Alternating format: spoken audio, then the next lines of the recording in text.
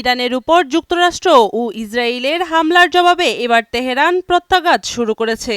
Saudi আরবের Aramco তেল শোধনাগারে drone হামলা চালিয়েছে ইরান। রাস তানুরা কমপ্লেক্স সৌদি আরবের উপসাগরীয় অঞ্চলে অবস্থিত। রাশিয়া, ইউরোপ ও যুক্তরাষ্ট্রে তেল রপ্তানিতে রাস তানুরা খুবই গুরুত্বপূর্ণ। এখানে প্রতিদিন 5,50,000 ব্যারেলের বেশি অপরিশোধিত তেল শোধন করা হয়। এখানে কোনো সমস্যা হলে আন্তর্জাতিক বাজারে অপরিশোধিত তেলের দাম বাড়তে পারে, তৈরি হতে পারে বৈশ্বিক জ্বালানি বাজারে অস্থিরতা।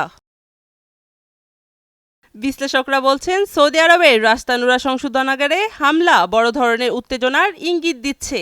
উপসাগরের জ্বালানি অবকাঠামো এখন সরাসরি ইরানের লক্ষ্যবস্তুতে পরিণত হয়েছে।